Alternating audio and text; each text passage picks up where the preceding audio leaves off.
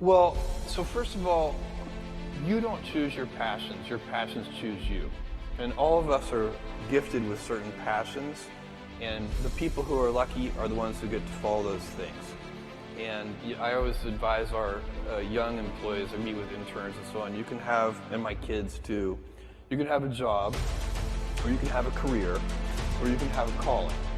And if you can somehow figure out how to have a calling, you'll hit the jackpot, because that's the big deal. And most people don't ever get there. You know, you're very lucky if you have a career. A lot of people end up with a job. And so,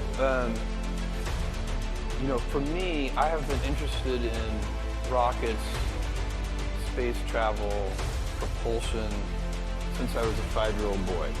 And I have spent a tremendous amount of time thinking about it. So it's not like I really have a choice to follow this passion. It has captured me.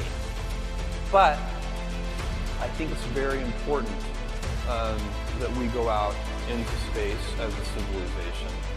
And the reason is not the one that I think is very common. There are many reasons that are given.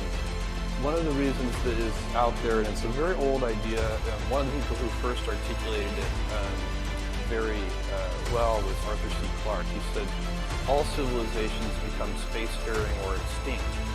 And that even may be technically true in a long run, kind of long enough horizon. But that idea is it has kind of come to be that we've got all our eggs in one basket, and we need a plan B. You know, if we had a civilization elsewhere on another planet, somewhere in the solar system, then when Earth gets destroyed, humanity will still be fine. I find this particular argument incredibly unmotivating. We have now sent robotic probes to every planet in this solar system.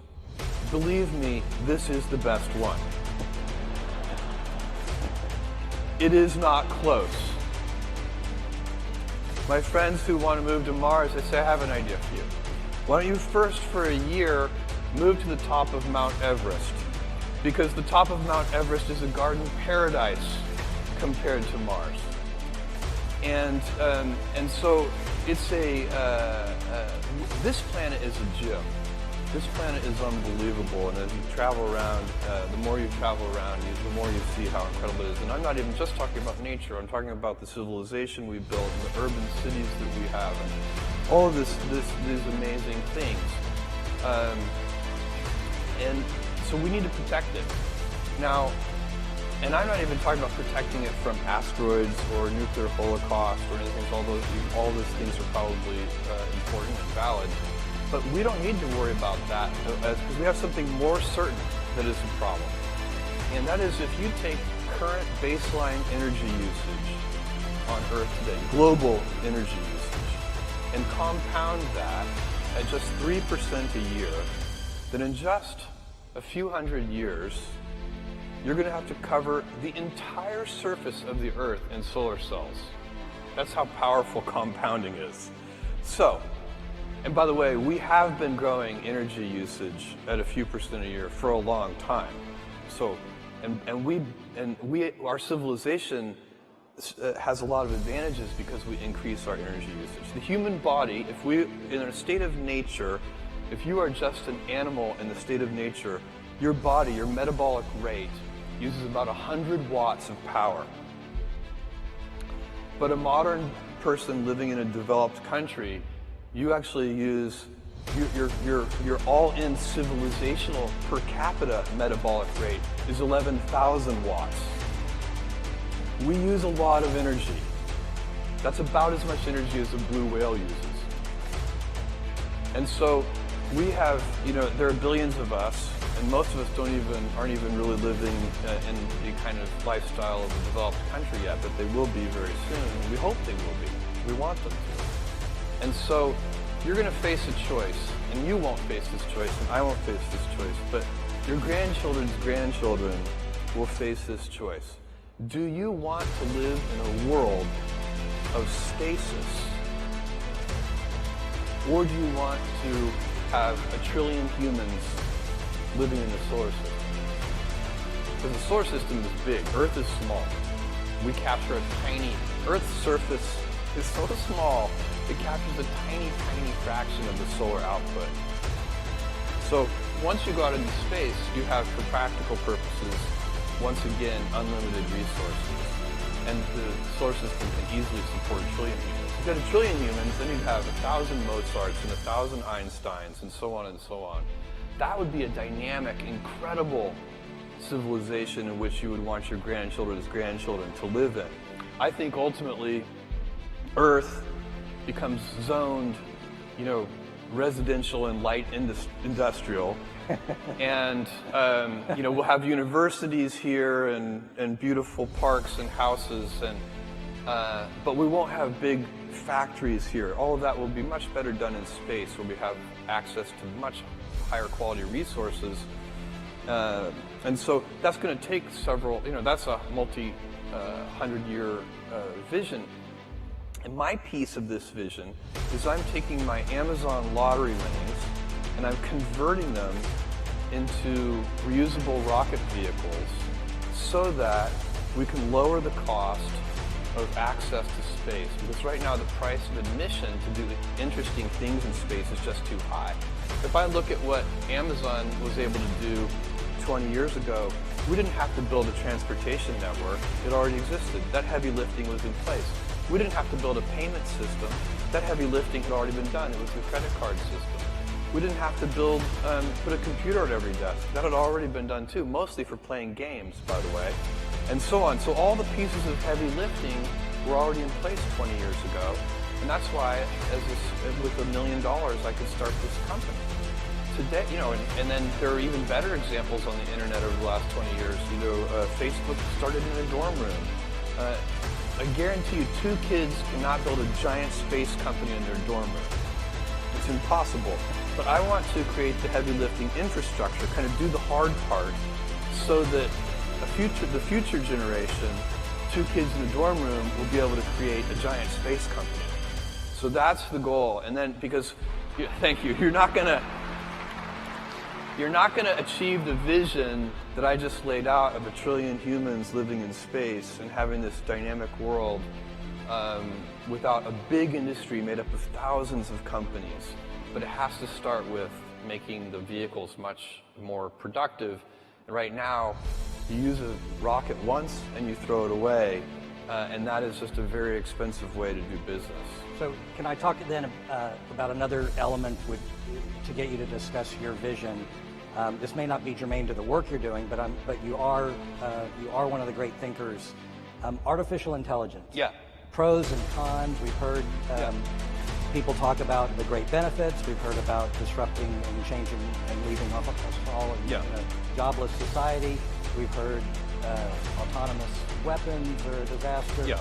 Where do you fall on your vision of where artificial intelligence is going to go, and also some of the more cautionary, also some of the benefits? Well, you mentioned a few things there. Each of those is worth visiting because they're different. I think autonomous weapons are extremely scary.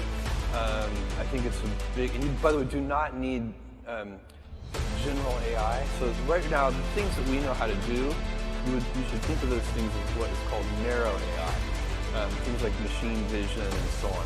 To build incredibly scary autonomous weapons, you do not need general AI.